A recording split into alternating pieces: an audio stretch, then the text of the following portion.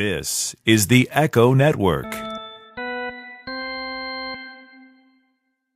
Kelly's Westport Inn presents the Royalman Report 816, it's got to be important. with Casey Royalman, He's an important member of the sports atmosphere in Kansas City. Michael Engel, We actually said during the interview that we consider Michael Engel to be our Scott Drew of our program. Jeff Herr, Kansas City's a baseball town. I'm telling you, if this Royals team ever gets good again, you're going to see it. and Chris Kamler, who is the producer of the Royalman Report. Sorry, Troy. music by 49 Stones and Andre and the Giants. And now, the Royalman Report. It's just this group of Royals fans, like 3 or 4 of them, and they are kind of clinically insane.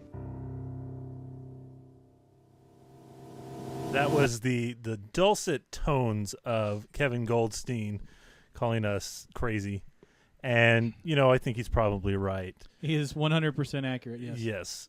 Welcome to the Royalman Report. If you're a little confused because it's a Saturday, don't worry. This is as planned. March is kind of a weird month because of various things, so we're going to be a little weird on the schedule. Usually we're Sundays from 7 to 8 p.m. at royalmanreport.com, but for scheduling updates, you'll want to be sure to follow us on Twitter at Royalman Report and follow us on Facebook. And there are always going to be announcements on kingsofkaufman.com. I'm joined tonight by Chris Kamler, who's running the board. Howdy, howdy. Jeff Herr, who's thankfully here to keep us in line. Yeah. I hear you. And our guest in studio, See if it's on. Jeff is having The microphone was Hey, on. there's Hey, Jeff. there you I will go. be keeping everybody in There's check. Jeff. is what I was Podcasting saying 101, there. make sure your microphone's on. Yes, there we go. Excellent. And we're joined in studio also by Paddy Casey. Patty Casey. Hey, what's up? Special guest tonight. His first time in the studio and first time in the man cave. It's wonderful to be here. Thank you. It's great to have you. I haven't seen you in a while. I know. Troy is not here. He's listening On assignment. He's on assignment at Sprint Center watching the He's getting some George Strait audio. George So Strait what, part 2. Why did he cancel the first time? What I was guess the- he I got never heard into that. his second song and he was sick, and I guess he just apologized and said he wasn't going to be able to finish the show. Here's a question. How would you know? I don't know. Have you heard any Apparent- George Strait? I mean, it all I kind of don't know. sounds like he's just ill. I mean, I'm He, taking it you're not It a does country have fan. a whiny tone to it, doesn't it? I Now, is he wouldn't the know, one that man. sings about the broke down cars and kicking your dog? No, that's Troubadour. No, that's that's Tim Travis McGraw. Tritt. Oh, thank you. Which was the one that talks about Let's singing. be honest. and- Let's and be honest. It's all of them. I think it's Yeah. everybody. Everybody Yeah. that we just mentioned. It's a recipe. Martin Steele's Love probably going crazy because he just wants Spit Cup to happen. Spit Cup! And I don't think any of us are really. we gonna alrety get behind we it. have Spit I don't Cup think it's a doc- concept that has on wheels lockdown. coming from the service industry. Let's do it. Spit Cup. Spit Cup. Anyway, thankfully, tomorrow is the first official spring training game for the Kansas City Royals Fine. Nice. in Yes. Surprise, Arizona, where they share a complex with the Texas Rangers. So conveniently, they're going to be starting off against the Texas We Rangers. play the Texas Rangers like 14 times out of 16 games, I think. Yeah, pretty much. I mean, they're Sounds right about there. Nobody has to travel. They pretty much just switch dugouts. Yeah. That's interesting. A couple of years ago, when Luis Mendoza was traded to the Royals, it was the same night of a Royals-Rangers game, so he literally just packed up his stuff and moved to the other clubhouse. So, whatever. While you're in town, Yeah. let's just go ahead and work out a trade. Yeah, pretty much. I don't know if that's what it was That's or exactly what happened. Do you think I the handlers met halfway to hand off his bats or something like that? The Maybe. clubhouse guys. They might have. I wish I would have seen that. It just would have been funny. Just dump one bag into the other. Right. Yep. So in before that time, the Royals have been doing some inter-squad games. Nothing really of big importance going on there. It's just guys kind of getting back in shape, getting back into game shape. Eric Hosmer had a double the other day. Apparently in batting practice, he hit one to the other field, and not like the opposite field, but to the other field Yeah, in I the saw that. complex, which is ridiculous. Yeah, and I've been to that complex, and I mean it's not super far. It'd probably be by like where the old truck was on Yeah. on right field That's or the still left about field. 430, I was about to 440. say, yeah, that's up there. Oh no, it's a haul. Yeah, absolutely. He beat Yeah. the crap out of it. Yeah, it's not like 500 feet to, I-70 or whatever. True. And But still. I think it was Greg Schramm who made the comment I saw on Twitter about how it amazes him how hard he swings, but still has just complete control over the entire swing. Yeah. Which was an interesting way to put it. Yeah, I mean, that guy. He's special. There's 37 nothing home runs. We were talking about that on the drive up That's here. right. We were Really? talking about that 37. earlier. Let's go. 30 Haas. Let's 37 get there. home runs. What the heck? Why not? I'm for it. Yeah. Yeah, I mean, I'm for somebody in the Royals' history hitting 40 home runs. That's what we were talking about. it's I think we're the only team. In only the league that does not have organization, anybody hitting only 40. active organization that doesn't have a 40 home run season by an individual. Even the Nationals in Washington have one, and it's just They've been there for. What, I 10 smell years? a hashtag brewing. Haas for 40 or Haas something. for 40. Yeah. There you go. I like it. Yep. Let's do that. Speaking of hashtags, one of the big ones that's popped up this week is the creation of Danny Duffy, who threw out "Bury Me a Royal," Bury me a Royal. Yeah. which is It's just Twitter fire. yeah. Just boom. Yeah. like everybody loves it. It's great, and I think the sentiment behind it, and coming from Duffy, is very cool because when you hear him in interviews, nobody's more confident on this team. I mean, he's fired I would say he's intense. up. He's Yeah. an intense guy. He Absolutely. is fired up. So it's great to see him really getting excited and getting involved and taking Twitter to heart. I mean, I think it's a really cool medium. I mean, obviously I'm biased. We're all on Twitter all the time, so there's not really a counterpoint coming from within this room, but it's important. It connects players with the fans and media with the fans and fans with fans. After he dropped that tweet, I think that's what we call a Twittergasm. Is what you call that. Let's call Every it that. Royals fan that saw that is just boom, boom, boom, boom, just Yeah. the timeline. Just I actually crazy got at followed Bury Me by a Royal. somebody whose Twitter name was Bury Me a Royal. So there's somebody whoever jumped on that. That was a nice job. And actually, my favorite part was he got tweeted at by some Chris Hamblin or whatever, who Yeah, apparently some used to dude be in Phoenix. he was a KC. Yeah, he used to be in Kansas City. Yeah, so he said, made some joke, bury you with 20 million less dollars than yeah. you normally. And my favorite was his reply, which he said, bury me with championships. Nice, and then man, after that's that, good. he dropped the keep the Keep the change. Which is fantastic. Besides bringing me back to the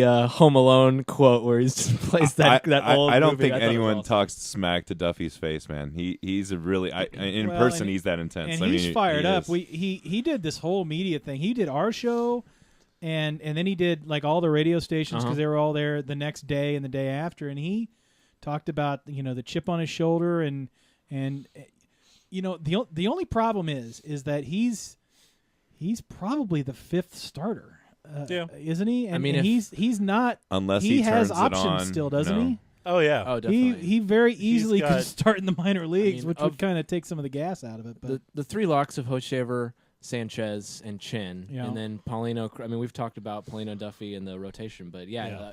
agreeing with what you're saying. Barring exception, there's- I think. I mean, if gonna- that's who's penciled in right now, but if there's one man, the first man gone, I think is Danny Duffy, only because he's got options. Right. He probably could use a little bit Right. more seasoning in AAA. So I mean, imagine how fired up he'd be. I mean, he'd be down maybe for a minute, but that would I don't know. I wish the guy luck. He seems like a really nice guy, and boy, I just hope he can pitch. yeah, you know, Yeah. That's the trick. Not every pitcher starts out great.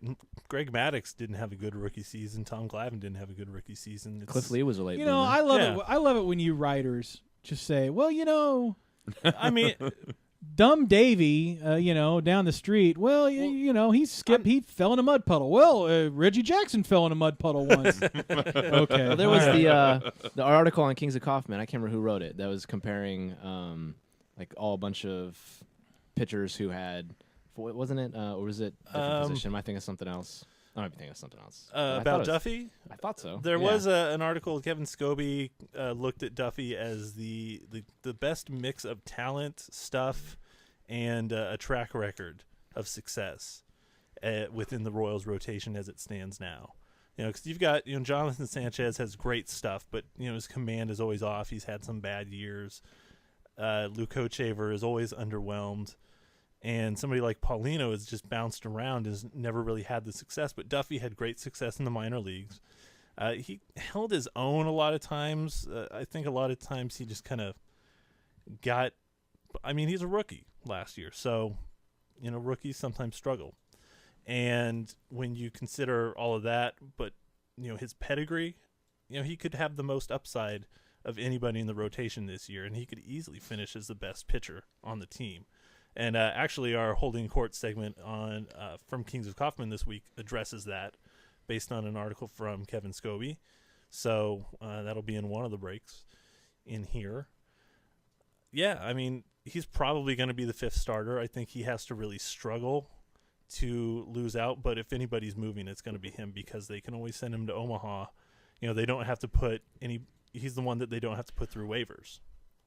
Well, I mean, there's going to be pitcher injuries too, so some of those AAA guys are going to see time up. Yeah. In Kansas City. Let me tell you what worries me about this pitching staff. What worries you about this pitching staff? I'm glad that you asked, Chris. I mean, I know you're our you Chiefs losing, guy. Are you losing sleep? You're not our Royals Just not guy. really a tell us. baseball guy. He's just kind of wears the stuff. What bothers me is they paid all this money to Bruce Chin, and all this money. I mean, like $4.5 million is not that much money, but to the Royals, it seems like they pretend like it is. Anyway, if we're in a situation where, say, Hochevar actually has turned the corner and he's doing well, and it's Jonathan Sanchez from 2010 and not 2011 Jonathan Sanchez, and Paulino does what we hope he can do, and Duffy takes that next step, and Bruce Chin's the odd man out, and he actually struggles like everyone is hoping he doesn't for the last couple of years. Since the Royals pumped all this money in there, are they going to sit him?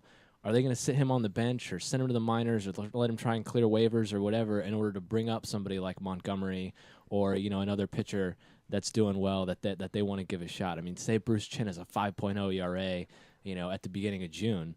Are they gonna eat that money and send him to the bench or try something else? That's what worries me, because I don't think that they will. I think they're just going to let him go out there and pitch.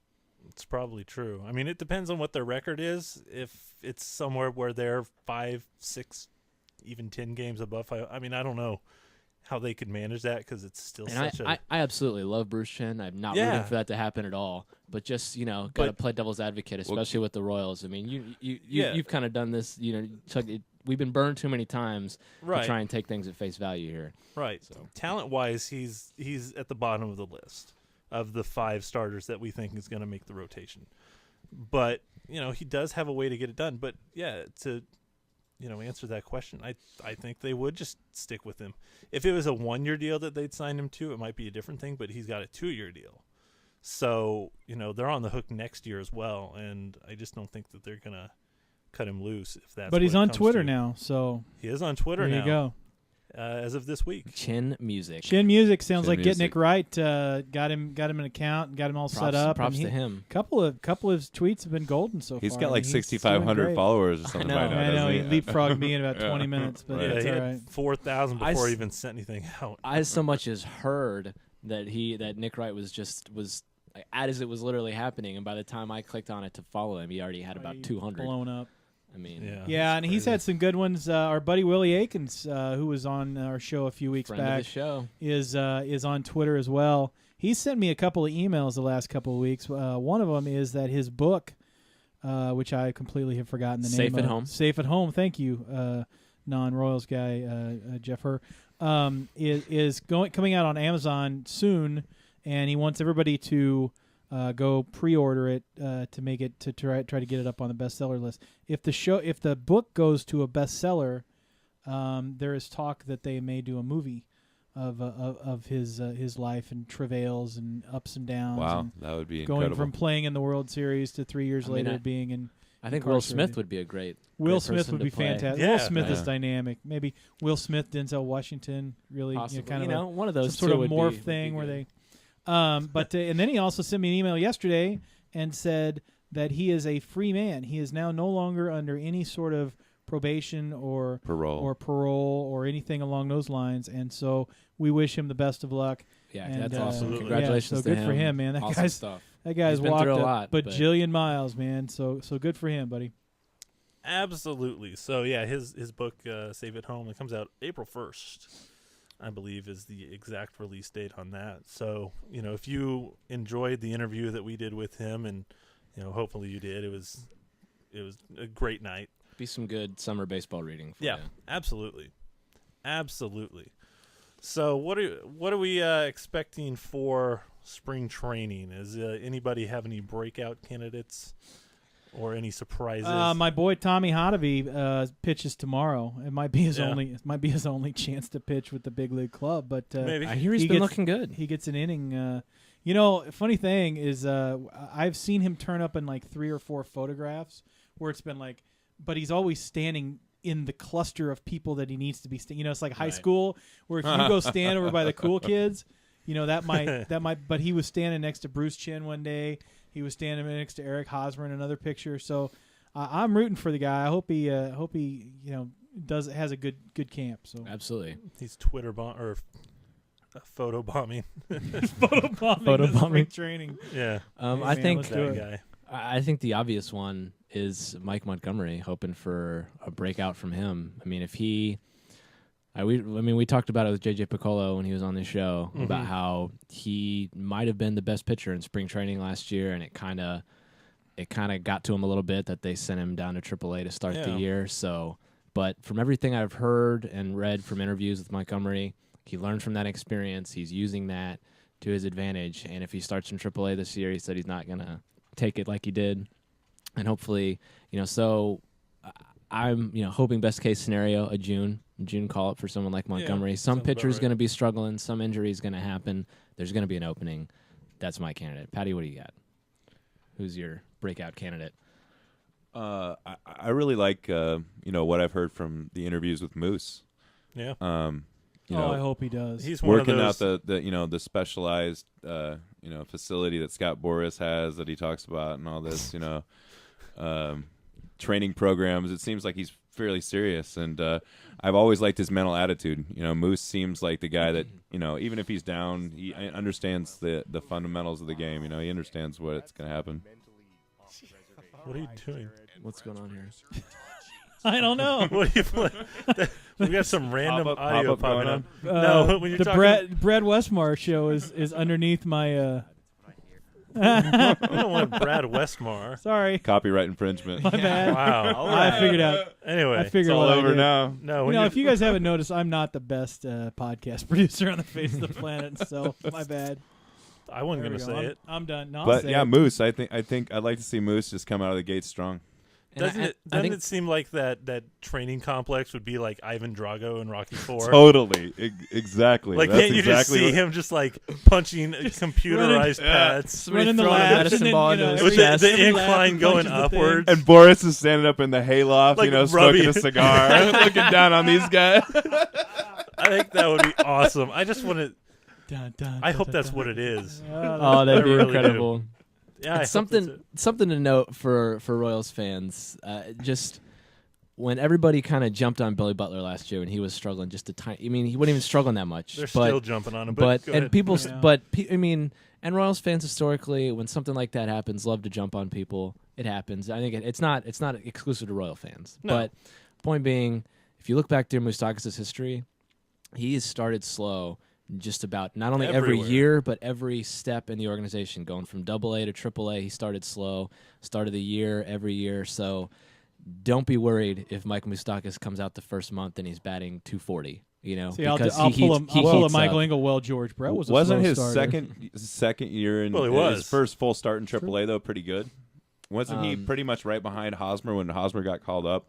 Moose was doing pretty decent. He was doing well, but he had already had the time in AAA before. Right, that's what I'm saying. So he's already had a little time in the majors, so maybe he'll come out of the gate a little better. He started off a little slow last year, and then Hosmer got called up so quick, and I think he was just like, wait a second, I was supposed to be up before Hosmer. So then, supposed to be me. Literally, right, like the next week, he was just hitting like took off 4,000 or something in the minor leagues, and so you had to bring him out. Yeah, I mean, you couldn't, because 460 or something like that, or it's one thing to start off the first couple weeks batting like that, but then he dipped down to like 330 where it was normal, and then he just rocketed back up, and so they were just like, all right. Meanwhile, Keila Kaiahuya was waving at anything that that came from a lefty, batting 215 or whatever it was. I don't even know if he was that. Remember good. that screenshot that I sent you? That's it was what was the question? Who's going to lead the Royals in homers this year? Yeah, and Keila was the fans' choice by like 80%. Yeah, he had two.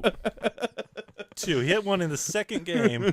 That walk-off. He hit and one. Gordon wasn't Gordon sweet. the lowest number too? Yeah, Gordon probably was the lowest one. Yeah, so I don't know. You can't predict baseball. No, you can't. Nope. You can't You got to predict play breaks. the game. You can't predict breaks. We'll be So- right We're done. back. We're at the bottom of what you guys wanted to talk about. That was a Yep. smooth All right. fade out. Producing. We'll be back on the other side. Oh, this is a train wreck already. It feels like a Saturday show, doesn't it, folks?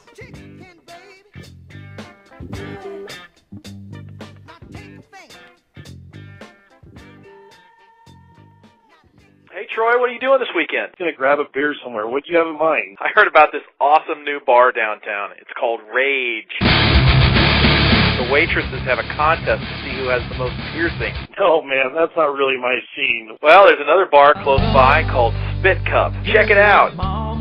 The bartenders wear chaps, and every hour they shoot a guy. No, seriously, I just want a bar where I can sit down and watch the game. Okay, I've got just the place. It's called Lilac. You sit on pillows, and you drink from eucalyptus leaves. No, Ned, but I just want a place where I can get a cheap drink and watch the football game. Okay, I got it. This place, it's got a TV. It's called 816. All their drinks come in NBA hats. Man, I just want a place like Kelly's. Oh, you mean Kelly's Westport Inn? No, they've got all the basketball and bowl games. They've even got a heated roof, and the view is really nice, too, if you know what I'm saying. Why didn't you just say you wanted to go to Kelly's? Kelly's Westport Inn, 500 Westport Road.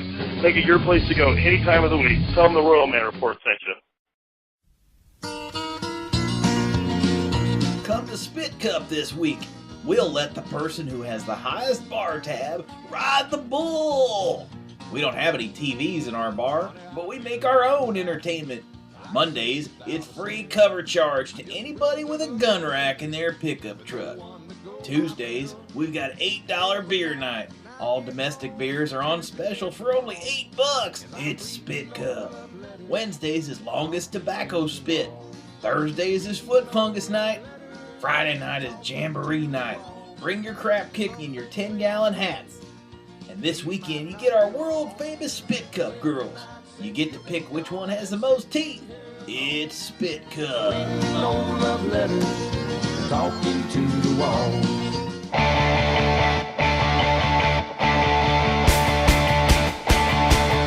Or you could go to Kelly's Westport Inn. The highest quality drinks with the lowest prices. You know what we do. Drinks, friends, plenty of TV showing sports. They've got all the basketball and all the baseball on. Live music on the weekends. The best pizza in Kansas City and fun.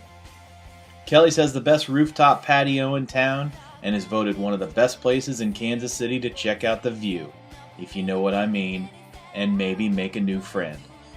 Make the best choice for your evening entertainment, Kelly's Westport Inn. Kelly's is at 500 Westport Road in Kansas City, Missouri. Kelly's Westport Inn. Tell them the Royalman Report sent you.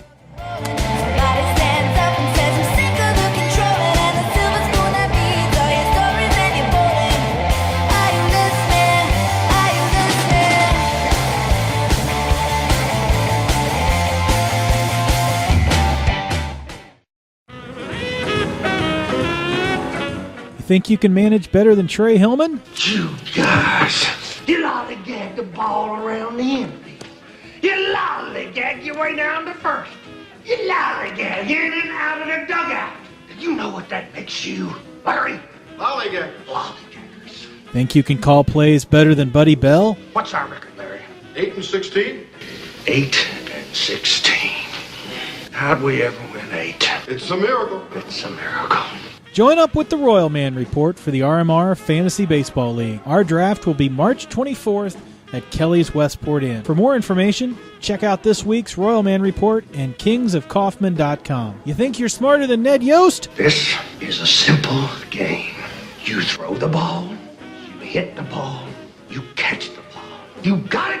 Prove it. Play in the RMR Fantasy Baseball League. Sign up today.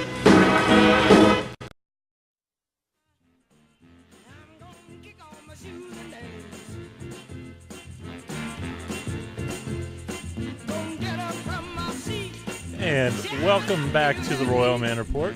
Thank you so much for spending your Saturday night with us talking some Royals baseball. Or if you downloaded this, thanks for spending whatever time you chose to listen to. I listen to you in my us. bath. Instead of Yanni.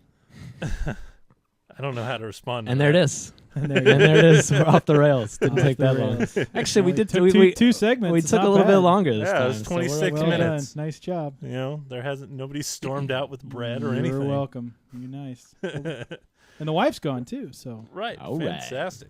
So we ended up on TV.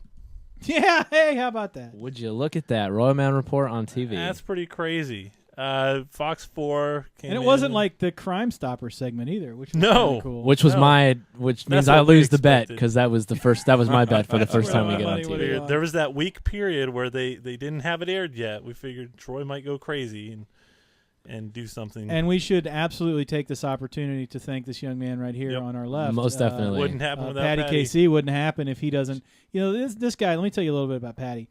He's like, you know, like Atrio Bartle or Tom Pendergast or these people that just just used to, you know, you just walk into any saloon in any place in Kansas City like, Everybody knows his name. Here, what do you need, sir?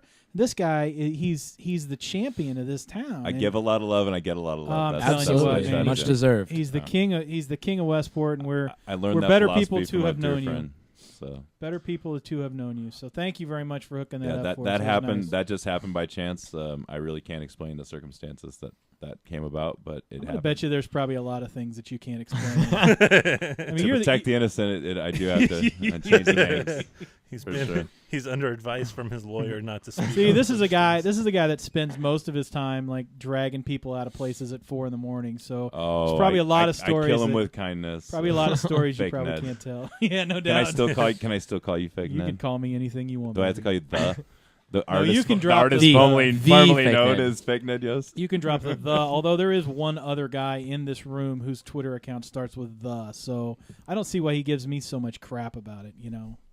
It's true. The. I really, It's I the, really, not the. I think the people want to know the deal. What happened?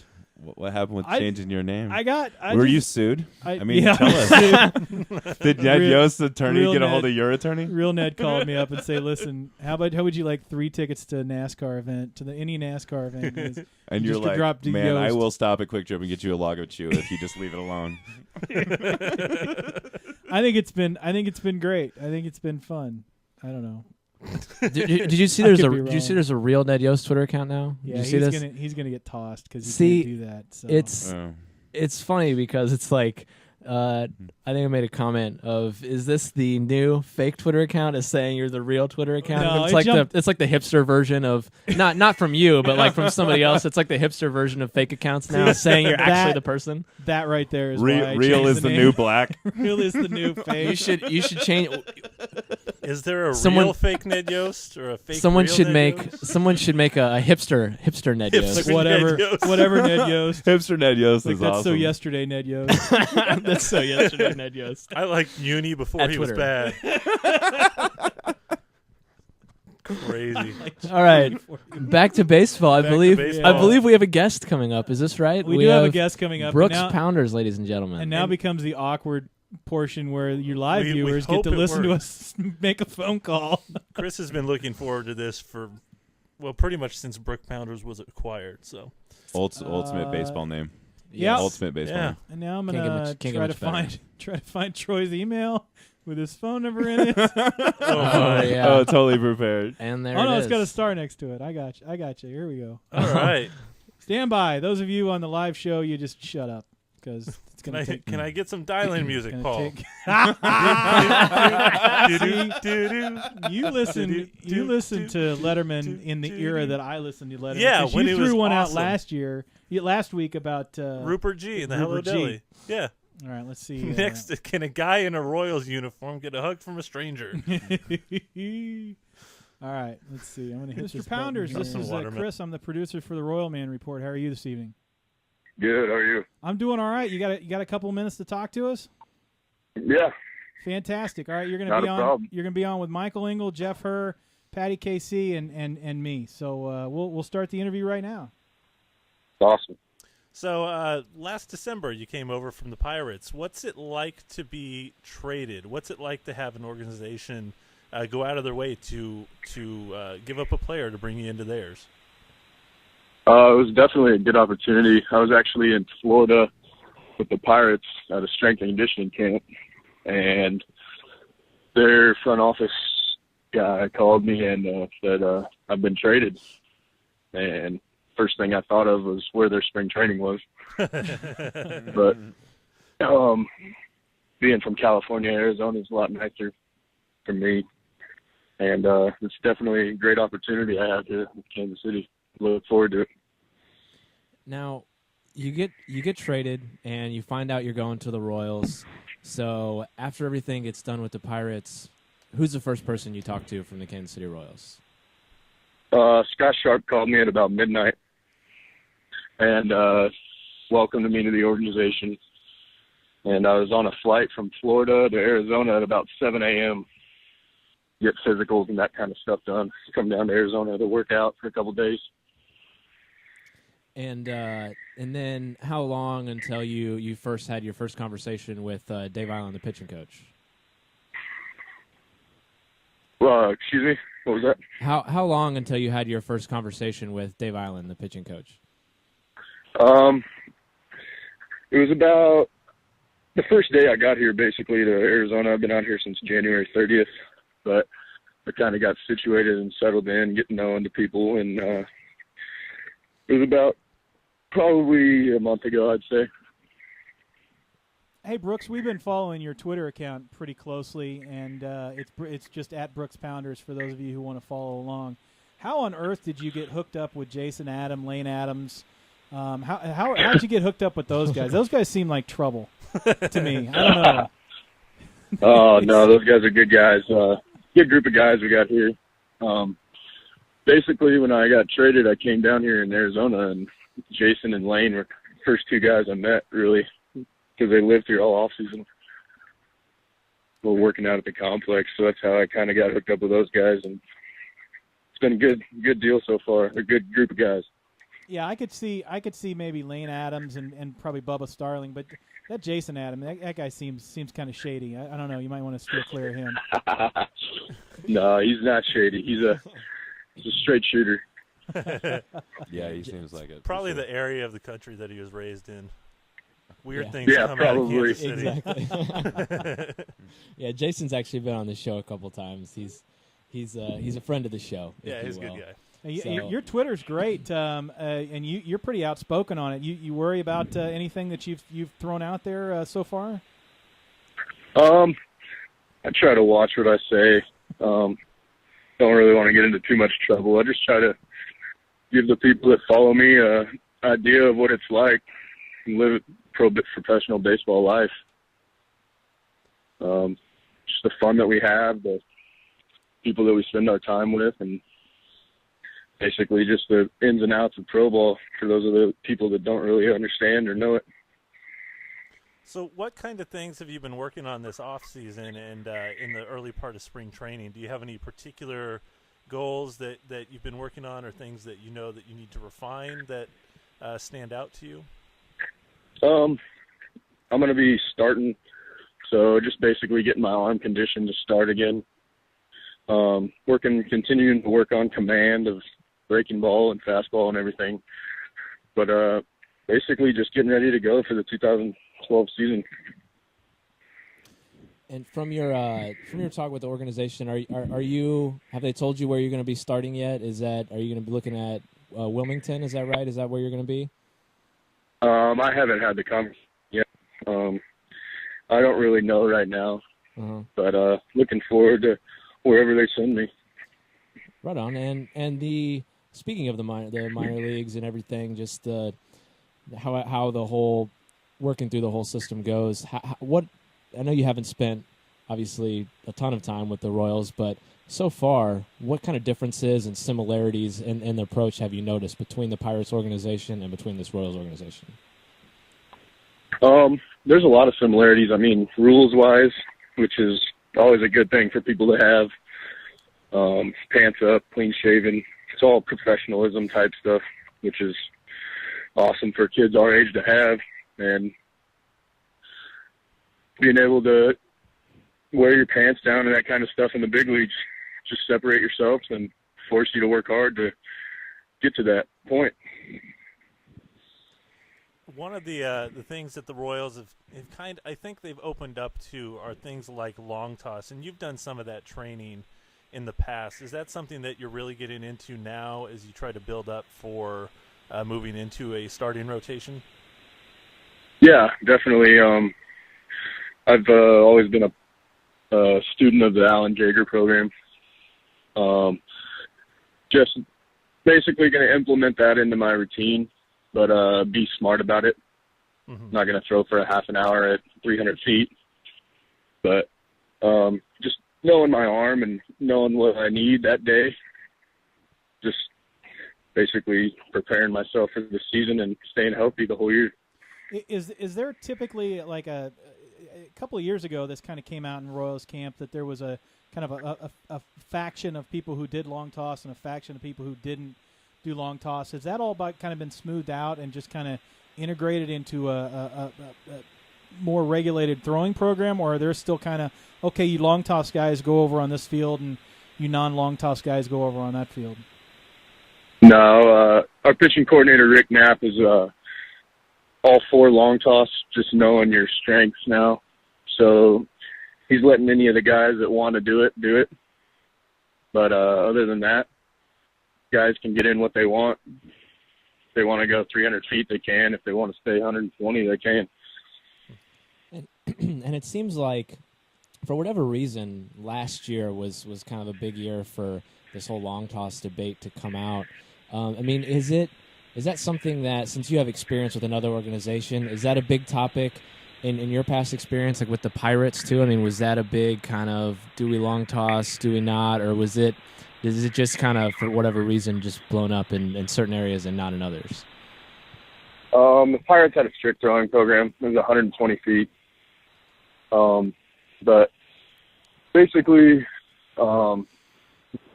organizations have their do's and don'ts, and it's good now with Rick Knapp that we can extend it if we want to, and I'm glad he's on board with that. Now, Brooks, you have what has got to be one of the greatest baseball names in the history of baseball, I would think. Absolutely. What is the best Brooks Pounders joke, nickname, comeback? I mean, you've heard a couple of them in your career, have you not? Yeah, I mean, it gets thrown out there a lot. You guys are having fun right now with my name at spring training, but what are they calling you? Oh, we got a guy named Pusadis that has a lot of fun with it. That would be Kevin Pusadis. Yeah, he throws out some good ones. He'll put out past presidents' names and put my last name into them. Nice. Yeah, but no, I've always been called Poundy or Brooksy my whole life, so don't really get involved in the nickname thing too much.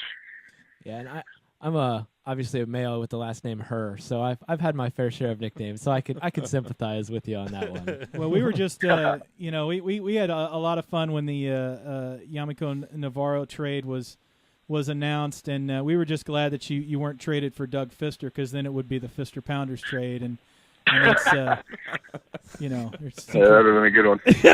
Yeah, he's been using that for like 3 weeks. So yeah, sorry, man. This is like the highlight of my life right here. So I apologize. How's camp going so far? I mean, it's you guys have been down there for a week or so. I mean, you've been down there a lot longer, but camp's been going on. What's the coolest thing that you've been able to do so far? Just basically get acclimated with the organization. I mean, coming in not knowing what to expect really, and just taking it from there and having fun. It's been a lot of fun so far. We had early camp wrap up today with orientation tomorrow, and regular camp starts on Monday. Looking forward to get ready for games and just make the most of this 2012 season. It's going to be a good one for the whole Royals organization, I think. We got a good group of guys in the big leagues and in the minor leagues. And speaking of that, we're talking with Brooks Pounders here on the Royalman Report, and we're gonna gonna wrap up here in a few minutes, but before you go, Brooks, it seems like you talked about just the whole organization, getting to know everybody, and it's just from what we've heard with different interviews and different people we've had on this show, ton of positivity going on around this organization and spring training right now. How does it feel to come into a situation where there's all these positive attitudes and everybody just really rearing to get going, having high hopes and expectations for this year? And how does that kind of permeate itself throughout the organization to all the lower levels that aren't the majors? It's awesome to come into an organization where everybody's positive about what's going on and what they're surrounding themselves with. I've got a good group of big leaguers that I've got to talk to. Those guys are all very positive, and just their work ethic is unmatched. So it forces the guys below them to work that much harder, and everybody basically push themselves and push each other to be great. That's awesome, man. We wish you the absolute best of luck in your career with the Royals.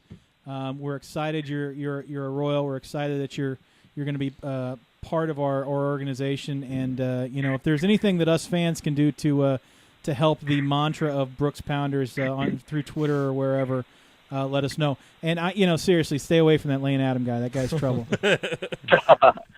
You have to stay away from that whole tripod of Bubba, Jason, and Lane. Now that you didn't take the picture, did you? The picture that's no, absolutely not. No, you need to stay I wouldn't be a part of that one. That's a good one, man. Brooks, thank you very much for joining us tonight. We really appreciate it, and good luck this spring training, and good luck with wherever they end up putting you. All right. Thanks, guys. I appreciate you having me. Thank you very much. Thanks, Brooks. Take care. Take care. Well, there you go. That's Brooks Pounders. There it is. You're going to talk to a guy named Brooks Pounders. Dude, if you knew how many chills I got during that interview. Floating over here right now. You look flushed. I am. It couldn't have been that I stood out in the 42-degree wind for 6 hours today, but no, that was. And I think he kind of liked my Fister Pounders joke. So I think he did. He was into it. Somebody's got to. So he loves the Fister Pounders, and who doesn't? So all right, well, I think we're gonna go off to break now. On that note, we're gonna come back and talk. We'll some more see baseball. you on the other side, and we'll talk more Royals.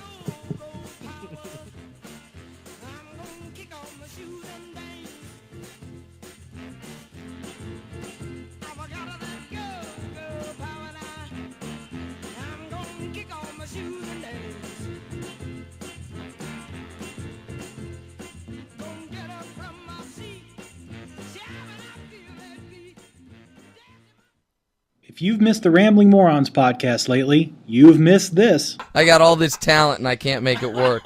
Hey, you need to follow me on Twitter. I just did.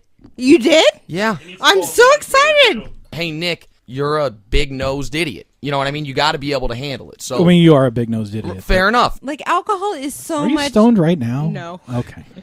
Kevin Keatsman. Great at what he does, man. I shouldn't say this because it'll piss people off. Or I should say this because it'll get people going.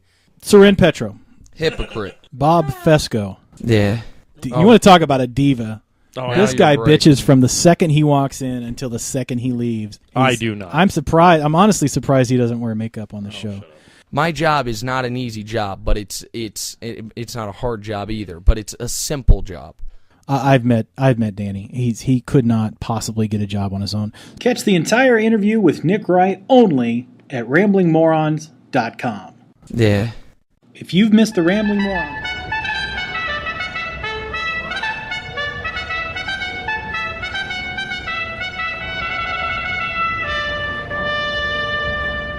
This is Holding Court with Kings of Kaufman. This is our opportunity to share the work from Kings of Kaufman with you, the listeners of the Royalman Report.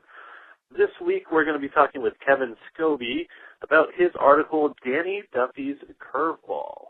The interesting thing that I took from your article about Danny Duffy, the idea that the Royals are without an ace, and they have been since Zach Greinke was traded. Everybody knows that, and starting rotation has been the point of contention for everybody in the Royals offseason. Coming away from your article, it seems like, for at least the team as it is now, Duffy has the combination of talent, experience, and the repertoire to at least have the best chance to be the so-called ace, or at least the best starter this year. Is that a fair categorization of your article? Yeah, I think so, and I think it kind of boils down to 2 points. One, he's got probably the best pure stuff of the group, and you can throw an argument of Paulino with this fastball slider combination, but he's really just a two-pitch pitcher, and it's kind of been that for his career. That's why he's kind of bouncing back and forth from the bullpen to the starting rotation. So best pure stuff, and then the side, I guess another reason why I was going to go this way is he's also young enough to where he's not been ingrained in the Royal style of pitch to contact enough to where it's taken away from his actual stuff like Hochevar. If you look at the total package and what everybody it kind of comes together with, Hochevar should be the guy. He's got 3 pitches that are at least average or a tick above, maybe 4.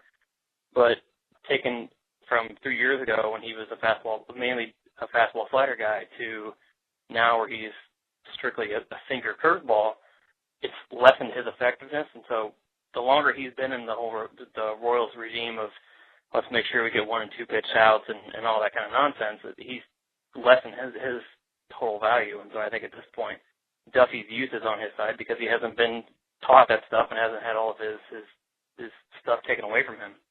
And we talked to him on Sunday, and he did mention that some of his goals for this year was to get more 1 and 2 pitch outs. But I think he understands that his stuff is swing and miss kind of stuff. So I don't know if he's ever going to be the kind of guy who's going to be pitching to contact. I know from talking to you that you would really hope that that's not the case. You know, given your background and anybody listening, Kevin's a former pitching coach at the college level, and he's also done other training along with that. Given that background, what is the biggest problem with the pitch-to-contact philosophy? Well, one of the things I used to always stress is, for the starters, especially the guys that I had at the college level, is they were always focused on, well, I have to throw a complete game. And that's nice and that's fine. And so the byproduct of that is they always want to try and economize their pitches. And when you do that, and you're constantly pounding the zone, you're opening yourself up to more solid contact. And so while you may be going deeper into the game, your chances of actually giving up runs goes up. And so from my perspective as a pitching coach, I used to always say, I would much rather you go 5-6 innings of no runs than go 7 or 8 innings with 3 runs. The automatic 3 runs is of no value to us. I would rather make sure I have 0 runs through a certain amount of innings, and the way you do that is to make sure you're not giving up contact. And so one of the things I'm actually going through right now with one of my former students that's pitching at a school in Georgia is he's always focused on, I can't walk anybody, I make sure I'm throwing strikes. And that's fine, but there should be no fear of the walk. It's okay to walk people. And it's sort of whenever I talk about hitters that want to take a third strike, a third strike, or a swinging strike, it's those kind of visual things stand out to you a little more. And so you remember that stuff. And so with a pitcher as well, that sort of visual reminder of, oh, he gave up a walk, that means it's so bad. Because you remember that stuff. It holds more value in your mind into a negative sense. But in reality, I'm okay with giving up walks if it means you're not giving up doubles, like more solid contact. Keep the ball out of the middle of the plate. And so with a guy like Hochevar that we've seen before is that he'll have 3 or 4 good innings where it's a lot of swinging this stuff. Pitches to the outer third of the plate on both sides with the slider that works in. And then he'll have that 1 inning where everything's in the middle of the plate and there's loud contact. And it's more important for me as a coach to make sure 1 balls aren't put in play, period, if we can get out of that. If you can go 5 innings and strike out everybody, I want that. Then we'll deal with the pitch count later. But if you can go 5 innings and limit the amount of balls to the outfield and balls to the gaps, while also making sure you're striking out guys and not worried about, well, I have to make sure I get to my 7 innings and I can't get my pitch count up. That's when I'm most concerned with that. So remember the game last year with Duffy where he was in St. Louis, and I think he threw like 120 pitches in 5 innings. But if I remember right, he only gave up 1 run, and he had something like 8 or 9 strikeouts. That's okay. Stop worrying about, well, he didn't get very deep in the game. His responsibility, and any pitcher's responsibility, is do not give up runs. And it has very little to do with the amount of innings. The amount of innings will take care of itself with the talent of the pitcher, and that's why the more talented guys are always the starters, because they can sustain that ability. They can sustain their stuff for multiple innings at a time. It has nothing to do with pitch count. It's all about making sure you generate the swings and misses or weak contact, and however that has to be done. And Duffy, at this point, is shown he's one of the few guys in the rotation that can actually do that. You've been listening to Holding Court with Kings of Kaufman. You can find daily commentary and analysis about the Kansas City Royals at Kings of Kaufman, which is part of the Fansiders network of sports blogs, and we're also the home to the Royalman Report.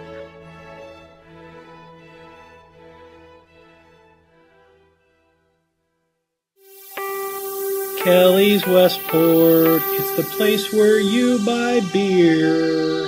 This guy came into the bar the other day and was telling me that they had friends in town and went down to that fancy bar district downtown. They went to one of those swanky no-ball cap bars and ordered a beer. Now, this wasn't one of those imported beers, wasn't even one of those microbrew deals. This bartender rang up the tab and he wanted $27 for 3 dadgum beers. $27 for some beers. That isn't right. That isn't fair. So he took them down to see us. We got them some nice big beers for half that price. Even had one of the ladies find a fella there. Got him some pizza. Listen, don't fall victim to those overpriced, no ball cap bars down there. You might as well take your money and throw it in the trash. Kelly's Westport, it's the place where you buy beer. Kelly's Westport Inn, tell them the Royalman Report sent you.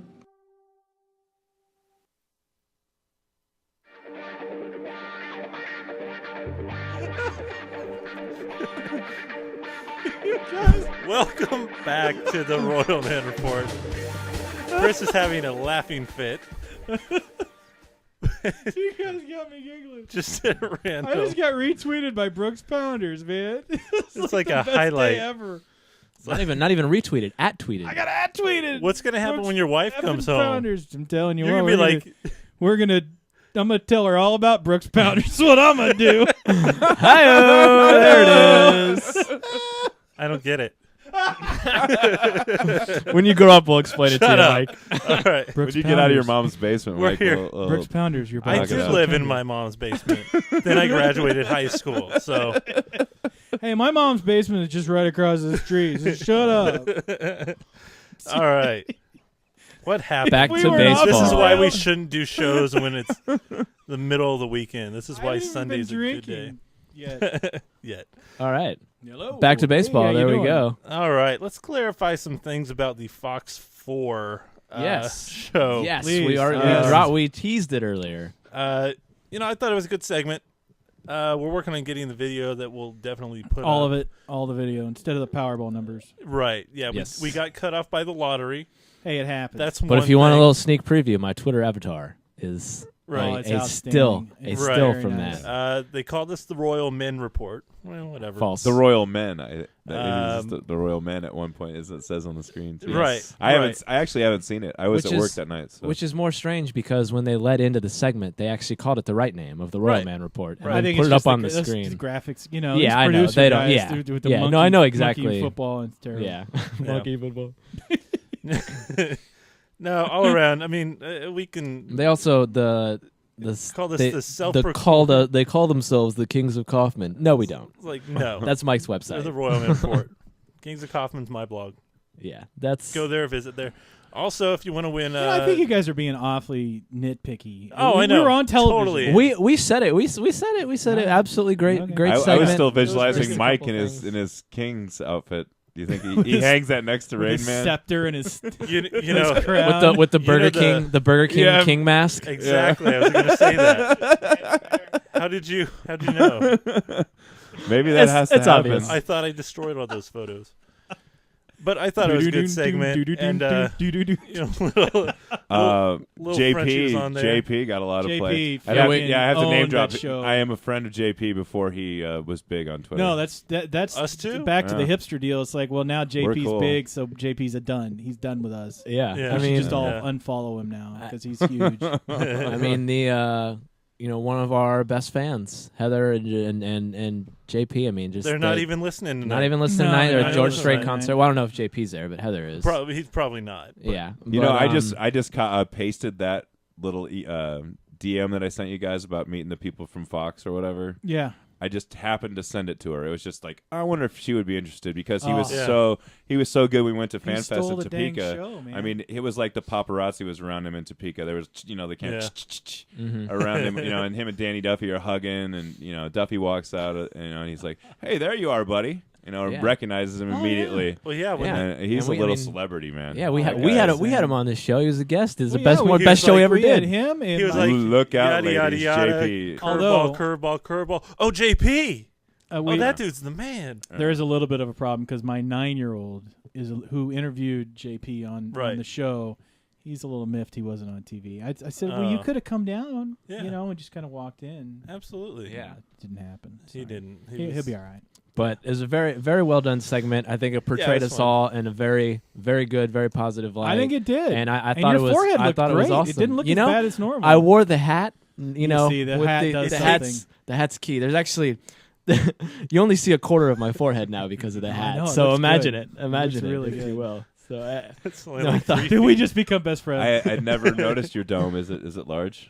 I have. No, well, even- don't take it up. No, seriously. You'll ruin I just the got all this mistake. stuff set up.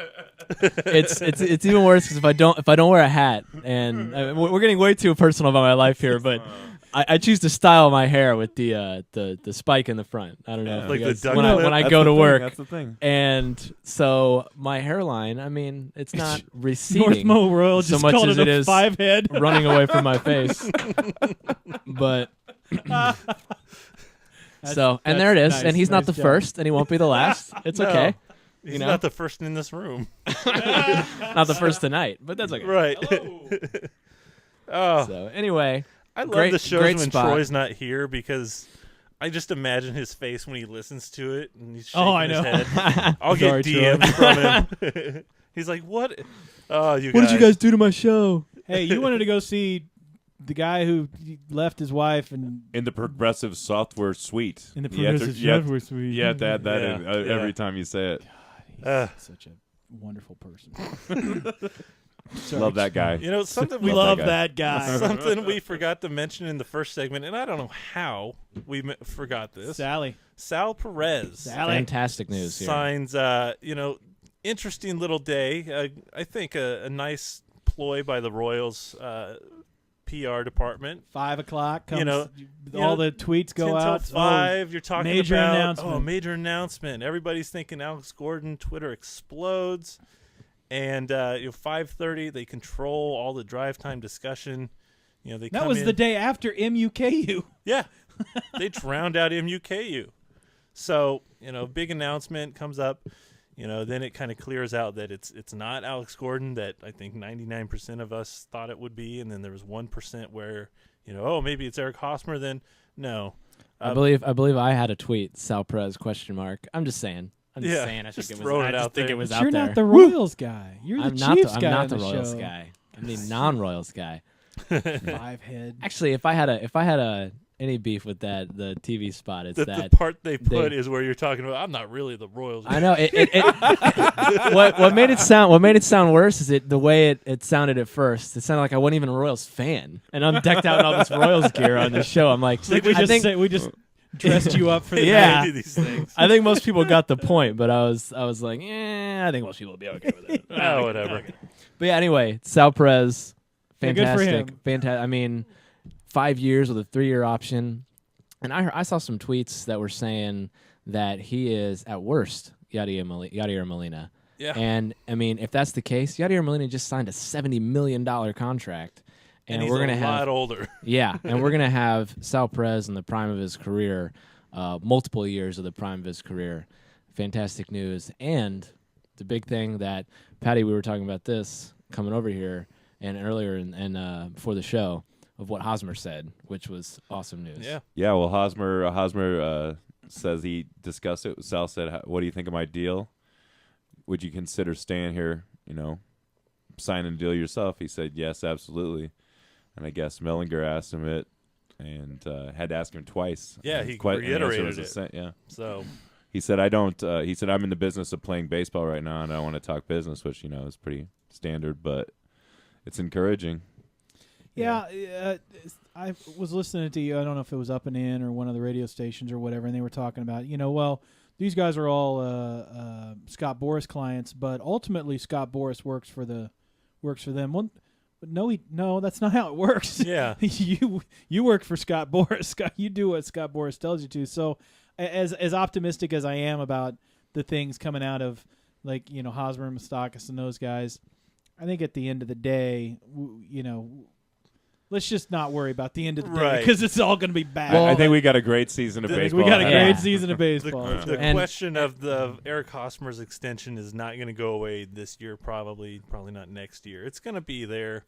And we've talked about this a little bit with other signings. The Matt Moore signing is a good example where, they take a little bit now as far as signing a team-friendly deal that gives them the opportunity to, have those team options because, especially in Sal's case, they didn't have a big signing bonus when they started. Mike I think it was $70K? $70,000. So he signed when he was 16 years old out of Venezuela. So, he's not somebody who was going to be super set. He's going to make good his money. contract for this year would have been $600,000. It would have been $400,000, but that's not bad. But when you're talking about the kind of money that big leaguers make, the $7 million that he got for the 5 years is, that's got to be amazing. There are tweets from I think it was Mellinger talking about when he called his mother, and she's crying, and he tells her to sit down and things like that. He's got his family set for life now. Oh yeah, that's really awesome. Anyway, but he gets to set it up now, so that he's guaranteed to cash in with that. And then he's got the options later. Eric Hosmer's got a $6 million bonus. If he manages that well, he should have that original $6 million for the rest of his life. Right. So I think that's why Sal signed it. And the life of the contract, he's going to be a Royal until 2019 as long as the Royals will have him. The most he's going to make in one season is $6 million in that last option year, which is going to be ridiculous if he's any kind of the player that the Royals think he is and that, most fans and scouts think he's going to be. Yeah, you're looking at $6 million for a potentially not only MVP candidate, but if he is even 85% of what he was last year offensively and just continues playing defense like he did, easily his MVP defense. candidate. I've never seen somebody catch, and I umpired some college ball, and you can really tell good catchers because they're just good catchers, and he's the best I've ever seen. He's a real student of the game. He absolutely is. Smart. And he's smart, and you hope he can just stick it out. He's great in the clubhouse. The pitchers love throwing to him, and I think that might be the biggest part of it is he's going to have that rapport with these guys, especially guys who are going to be around for the next 6 years. We're all excited about him now, and Ned Yost was saying he wanted to have him up to start the season last year.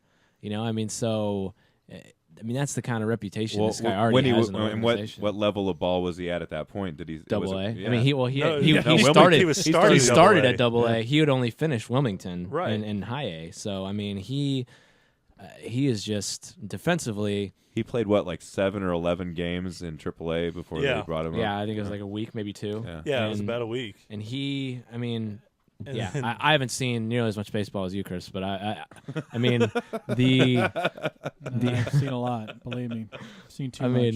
I have not seen as many balls thrown around the old diamond as you have. Well, the balls are very tender. Here we go. I love watching balls being thrown around. Oh. Yes. We were reminiscing about old SNL skits over the break. You can read into that however you want. Point being, he blew me away that first game. I remember watching it. It was just insane. He almost picked off a runner at first, second, and third. I've never even Yeah, he heard got of that. 2 out of 3, though. I know. Yeah. Let's tear him up. I've off-season rewatched that game, I think, 3 or 4 times. Yeah. It's crazy. Just his snap throws to first, second, whatever. I don't know if I've ever seen a catcher. Definitely not a Royals catcher. What after he gets 100 games under his belt? What's it going to be like then? Yeah. Nobody's going to run on him. No. Oh, absolutely not. And if they are, he's going to throw him out 45, 50%. And he's going to get on ESPN when he throws him out. Yeah. He's I can't say enough about him. I think he's one of those guys that you're going to see a lot of Sal Perez jerseys out there. I think it's There's a bunch of people on Twitter saying that they were going out that day and getting a whole. If they weren't $277, I would already have one. No doubt, and they're man. 2019. He's going to be around. You can feel safe getting that 13. Absolutely. So I mean, why not? There was an article that said that 13 is a lucky number in Venezuela, and his mom said he's always worn 13.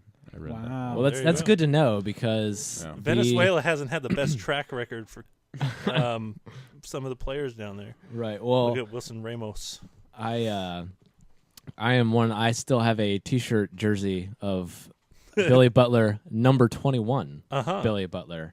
So it's good to. I always appreciate when a player actually commits to a number. There's a Gordon 7 upstairs. Yep. So yeah. Yeah, those. Never like the jersey number switches after you've been in the pros for. If you've been in the pros for a year, stick with that number. Right. That's just my personal. It's just my personal Okay, thought. well, it's just your personal thought. That's fine. Hey, so we welcome all thoughts. I mean, Paddy's got a very nice what are you Eric wearing, Hosmer Paddy? jersey on. Oh, Hosmer, nice. So I mean, if Hosmer comes up and says, "You know what, I'm gonna be 36 next year," this man would not be happy, would you? Maybe I just looked like that guy who was the diehard, like Hosmer's tweet, about were you there from the beginning or? Yeah, there you go. I'd be that guy. Hey, 'Cause I was the first Jersey guy. Hey, we've got a call coming in to Uh-oh. the line. I think. Is it we have a George caller? Patch him through. Stick that's not actually coming into the to the line, so never mind. Oh, it's coming into your phone. It is. That's nothing related to this show at all, is it? Well, no, I mean somebody was calling us, but they'll call back. Did you give him the right number? I did. It's just not ringing into the deal. Oh, hang on. It's keep talking amongst yourselves. You guys are doing fine. Frank White's original jersey number was 19. I did not know that. I'm on Baseball Reference right now looking. Actually, at I that, looked at that. Actually, speaking of which, I was looking at George Brett's stats the other day, and they had it 25 listed as his first number, I think. Yeah. So, which I didn't realize. I mean, he's so iconic with the number 5. We'll call him if he's not going to call us. We'll call him. Oh, there it is. That's how it is. That's how we take calls here. You call us, and then we just call you back. like a payphone and a pager. Yeah. There you go. Exactly. I need my 25 cents. Hello. Hey, this is the Royalman Report. Welcome. Is the caller there? Hello. Hey guys, how you doing? This is Dave Darby, we assume, right? It is. We assume. What's going on, man? How are things tonight? You know, it's an abnormal night, just sitting around listening to the Royalman Report.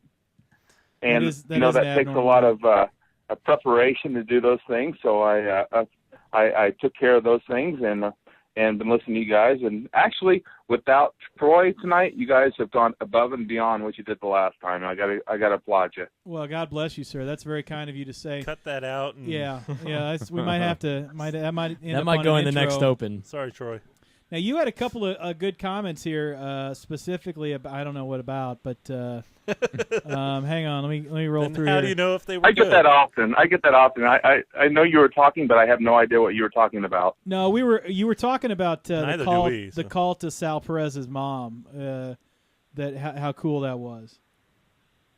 Yeah, I heard. I think it was it Joel that was talking about that? He interviewed him the next day. Yeah. I assume you guys saw that too. He talked about cool. He called her up, and told her to get some water and have a seat, and she did, and then told him about the contract, and that's I mean, I don't know exactly what their whole upbringing was and what their situation is there, where he's from, but that had to be an emotional moment for him, and that's something that he's been driving for probably 8 or 9 years. It's a dream of his, and probably a dream of hers too. Yeah, that's awesome. And just to be able to call your mom and say, hey, we did it, we made it. That's pretty solid. That's good for them. That's great. Well, yeah, I think she, a single mother is what I read, who kept him in baseball since very young age, and I think he was 6 or 7 when he decided he wanted to be a catcher, and they decided they really could see he was a leader, and I think by 10 years old, the coaches are already saying your son will play in the major leagues. Yeah, that's crazy. I mean, signed when he was 16, so the talent was apparent early. So really glad that the Royals locked him up. Hey, Dave, when you were down in at fantasy camp, did Seitzer or any of those guys talk to you about Sal Perez specifically, or did he ever come up, or do you have any nuggets from your time down there about catcher of the future? Well, I was at a dinner on Thursday night with Seitzer and some of the other guys, and we were talking about different players, and it was kind of funny. I brought up some of the players that I might have had an issue with, and I spoke pretty candidly that some of the folks on Twitter had an issue with. Getz came up right away and talked with Seitzer about them, and he talked about the people that he had no issues with as far as his belief, and they were going to hit right away. Mm-hmm. And he was one of them. Sal was one of those guys that he has no issues with at all. He knows he's going to hit, has no qualms about his approach or any worries that he's going to come out of the box hitting right away. I did have the opportunity to see Sal on one of the fields while we were down there. He was actually down there while we were down there, which means he was down there weeks and weeks ahead of the time that he was required to be there. They were doing some catching and throwing practice on one of the fields as we were walking to one of our games, and he took like 5 or 6 throws from a pitcher and tossed them down to second base, and it was just unbelievable. It was like a cannon going off, just one after another. Yeah, and he's got they measure the time of where the catcher pops up and throws it down. The pop time. 1.8 seconds, which apparently that's I guess that's really fast. That's yeah. Pudge They Rodriguez. made him test the stopwatch to make sure it was working right, I think is what they said. Yeah, I mean, that's I don't know. I can't even imagine being trying to run against that guy. What do you think when you're at first base and you get the steal sign from your coach or the hit and run? You're just like dead in the water. I mean, what did he do? He in threw his out first game? Gerard Dyson in an intra-squad game. That's pretty good. Well, I'll tell you what, you're probably intimidated before you even get to that point. Right. Seitzer brought in a lot of the guys into the clubhouse when we were there, and Sal was one of those guys. And so we all got in line, got autographs, and took pictures with him. Dude's huge. Yeah. He's mammoth. So he's not your little tiny squatty fat catcher. The guy he's fit, he's tall, and he just looks like he's going to kick your butt as soon as you step into the batter's box. So I'm sure those guys are intimidated before they even get to first base. Well, and just like when Gordon and Frenchie were making all those outfield assists, they finally stopped running from second and trying to score from second on these guys. Yeah, I think you're going to also see steal attempts go down once word gets out about this guy that he's got a cannon for an arm. Yeah, I think finally is the key word there, because we spent a lot of the year last year like, what are they doing? Because they kept getting outfield assist after outfield assist, and they kept running and kept running. And every time they were gunned down at home plate, we're like, why are you running? You know we're going to gun you down, but they kept doing it. I don't think you're going to see that with Sal Perez. I think the word's out, and they're not going to run on him as much. Yeah, it's definitely a step up from Jason Kendall. I think he's and got He commands his respect. Yeah, I think sure. Kendall's got some throws that are still rolling to second. So. I don't remember who it was, but that was a great tweet when they talked about Kendall coming into coach, and somebody asked about him teaching him how to 3-hop at the second base. I remember seeing that. I don't remember who had it either. I don't remember. Hey, you guys are missing what is it, Olivo? Miguel Olivo? Yeah, Olivo. He was terrible too. He had an arm. He just wasn't good at anything else. Yeah, he had some absolutely. homers, but that was literally it. Allowing scores. Hey, we'll go back to Pena. Pena, of anybody on the team, if it wasn't for Hodge, I'll be wearing a Hosmer jersey on opening day, and I am all in on some of these guys. But Pena is probably my favorite guy on the whole team. And we talked a little bit about Perez and about where he comes from and his mom and all that. But you go back to Pena's story and coming from Cuba and how he actually got out of Cuba and going through that bathroom window and escaping and all that. Just an amazing story, and some of his friends that are now in the major leagues. Those guys, man, I'll go into battle with those guys any day. So I'm all in with Hosmer, and I'm all in with those guys, but I really hope to see Pena in a Royals uniform for years to come. Yeah, I think he's set to be the backup, and the lengths that some of those guys go to make it to the States, just to play baseball, just to try to provide for their. What are you guys doing? Don't worry about us. We're doing fine. We're fine over here. Just to provide for their families back home and carve out a living for themselves. I mean, it's always a nice story when it works out like that, and I think it's going to work out with Sal Perez, and hopefully Brian Pena can stick around and make it work out for him as well. And I mean, we kind of started talking about it a little bit. They're throwing out names in the chat room here.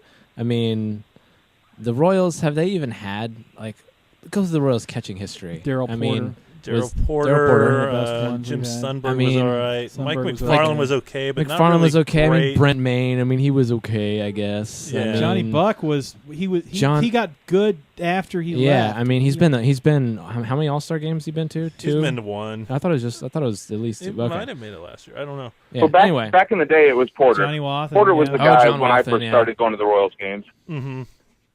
but I mean, point is, I don't think any of those guys could.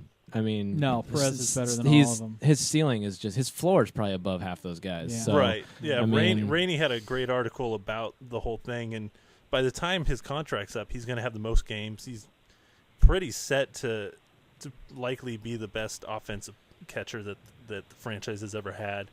And at the time that he finishes that deal, he's going to be 29 years old, which is crazy. So I mean, unique you could talent. still sign him in his prime. Yeah, and that might be something too, because he's got this 8-year contract, which is basically going to end up being like $25 million total. I wouldn't be surprised to see something worked out later as he gets towards the end and into the. Well, yeah, off I mean, years. if he turns out to be this amazing player that Yeah, we all if think he he's will got be, 4 No, agent's All-Stars- gonna- don't you think at 29 years old he gets $100 million? I mean, to play through when his late 30s. He would definitely be the top catcher on the market. More I mean, if Yadier Molina is getting $70 million now, then he'd be right in that 9 neighborhood years or easily. 8 years or whatever. Yeah. More importantly, I mean, go ahead, Dave. Go ahead. You can look forward, and it's a great contract, and you can look forward to what he would make compared to what the Cardinals are paying right now. But if you look at this year and what he's going to do on day one compared to the rest of the catchers in the American League, you go catcher to first base to shortstop to left field and to center field. And compare us to any of the other teams, and we match up very favorably. And a catcher spot for sure. I mean, put Joe Mauer against him. Nationally, everybody's going to take Joe Mauer. But if you take the people in the know between those two and who would they like opening day, I bet that's 50-50. Hey, more importantly, Dave, do you think this will finally make Ryan Lefevre stop making jokes about, well, he runs good for a catcher? Ha, ha, ha, ha, ha. Because he does not run well. So there's not going to be any of that. Sorry, I have too much time on my hands. So, hey, Dave, thank you for being our call-in caller. We this is why we probably don't do a whole lot of call-in segments, but you're fantastic. You went down to fantasy camp, and that are you going to go next year, or is this like a yearly thing for you, or just a one-time deal? My kind of goal for it this year was to have a good time and not a great time. I wanted to have a good time so I'd enjoy it, and not a great time so that I would pay all the money to come back again. But unfortunately, I had a great time. The word was beforehand that they were not going to do it next year. They were going to go every other year, and that was still the word down at fantasy camp. But the alumni were all up in arms about that and said, you can't do that. You got to go every year. You got to keep the momentum going. So we'll see what happens. And I would like to. It's a lot of money, and you got to plan for those things. But it's so much beyond what goes on the field. It's how you interact with the other players, and I do that daily now with some of the guys, and I will almost do anything to get back next year if they have it next year and go every year. A lot of those guys go year after year after year, and I'd love to be one of those guys. So if they do hold it next year, I'm going to pretty much do everything in my power to make it down there. I'm going to wait till Brooks Pounders becomes an alumnus so that I can go down in the Brooks Pounders alumni era. Well, if you get to know him good enough, maybe he'll share a locker with you during that week if he comes down early. Don't do that to him. Don't torture him like that. I'm not sure I could share a locker with Brooks Pounders. I don't think. First of all, I think there'd be a fist actually, fight. I sent a tweet to Gio. Gio was asking about the Duke game tonight, and I gave him the correct prediction. I said North Carolina and over 155 points. And then I followed up. I asked him who was in my locker. I gave him the coordinates of my locker. So I'm hoping to hear back from him on that because that's been really bugging me because I had a major league locker 1 week before the actual major leaguers came in. I'm really interested to see who's sitting there. It's probably some chump, but I want to know who it is. Awesome, man. All hey, right. thanks for calling in, dude. I appreciate it. We're huge fans of yours, and for some reason you seem to always listen to our show, so we're sorry about that. But I got nothing else, guys. I really do. It's the end of the road. I got nothing else. Keep hanging on, man. Keep hanging on. Dude. Take care, buddy. Thanks, guys. All right. Great show. Bye. Thanks. Hey, there's our call-in segment for the evening. That caller is brought to you by. Yeah, it's our Time Spit Warner Cup. digital cable hotline. Yeah. Literally on a digital cable Time Warner connection. The Spit Cup Chulog hotline. Troy is so mad right now. Oh, jeez. Awesome. He shouldn't be. It's the Kelly's Westport Inn hotline, of course. There you go. Right. There it is. But it's not the Maggie Moo's hotline, which apparently has gone out of business. Yeah, to fight a lawsuit. Sorry, Whoops. Maggie Moo's. Well, it happens. Hey, what are you Maggie's going to do? not mooing anymore? No. Apparently not. There's no mooing out of Maggie. Talk to Brooks Pounders about that. Hey-o. All right. Whoa. Okay, so this show, we're going to go ahead back to baseball. We talked Sal Perez. I mean, what else? That pretty much sums up the week mostly. I think that covers about everything. I mean, start the games this tomorrow. Tomorrow. Right? Yep. Yeah, Tomorrow. Forget what time. 1 o'clock. I think. Is that on the radio or is it a couple more days before they? They should be on the radio. I think. Yeah. I'm pretty sure. The broadcast schedule is on. Oh, the somebody Royals in the chat room was asking about. There are actually 4 or 5 spring training games on MLB Network. There's 7 total being aired, is what I saw. Sweet, that's great. And then there's just going to be all kinds of talk about. Fox Sports has like a Friday night at like 9 p.m. Yeah. game coming up. I think in a couple weeks. So there's going to be plenty of opportunities to watch the boys in blue, and we're pretty excited about that. I'm not going to lie. Yep, and then it's just counting down to opening day. And then, of course, there's probably not going to be any coverage. Who's in for opening day? Everybody got your tickets? No, we've got tickets to home opening day, but opening day. Home opener. Yeah, opening day. Are we going to meet somewhere and watch the game? Opening day, we're doing a live show, right? Opening day, we are doing a tweet up at Kelly's. So there's. Is it just a tweet up, or are we doing the show too? Okay. Probably. We'll figure that out. We'll figure that out. But definitely tweet up. But it's a West Coast game, so it's against it's a 9 Anaheim. It's a 9:10 start. 9 o'clock. 9 o'clock game, and of course there probably won't be any coverage of Albert Pujols' first game. Anaheim Angel. But we're going to be at Kelly's that night, definitely for sure. And then opening day. Not only, I think we've all got tickets, but I've got mine.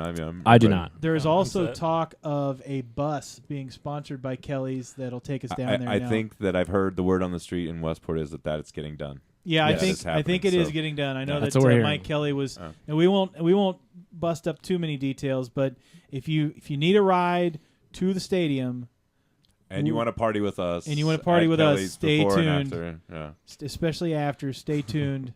Because that day is going to be faux shizzle. It's going to be crazy. Oh man, yeah. Friday opening day is great. Opening day is great. But it's especially on a Friday, 3 o'clock game. The day off.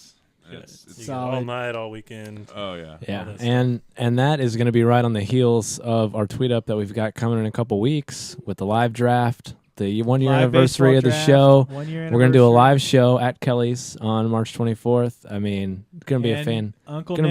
Uncle Ned's Bad Touch Tour 2 reunion. Boogaloo. The reunion I was show. almost going to say we needed to pull out the photo of Engel dancing at the union that night. I've been trying to find it. I have can't. it on my Facebook. It's disappeared. It's on my He's Facebook. smirk on his face over here. He has destroyed all evidence. No, it's on my Facebook for sure. That was a fun night. And I will actually be coming out this time. So No, you'll be there. 'cause it's, I have it's the to way say do it. that come out and hang out with us because Absolutely. that's how we you all get met a in chance person. to talk you know? to other Twitter followers, other fans. I mean, we just sit around, talk baseball. Drink, probably do get drunk. shots. Yeah, I would think No, that probably. there may be some drinking going on. Yeah, no, there might absolutely. be. Yeah, I Maybe a little mean, bit. Fake Ned's probably going to be buying someone Jello shots. God. well, Paddy, thanks for coming on, man. This was great. You've one of our most loyal fans. Really appreciate it. It's been an We're awesome all show. fans of you, quite honestly. Absolutely. I mean, it's stupid how awesome you are. Yeah. so happy to meet all of you guys, and Literally, it's incredible. Literally, this show probably would not be here if it weren't for you helping out with the Kellys, getting us partnered up with them, and then getting everything with the Fox 4 segment. We appreciate it so much, anything man. I can do to help you guys out, I know we I'm a still huge need fan. more help. We need a lot more help. Oh yeah, As you don't can you worry. very, We're very not well done. tell. And actually, I believe it was Lance in the chat room who has nominated you and Dave Darby to take the place of Fake Ned and that Chiefs dude.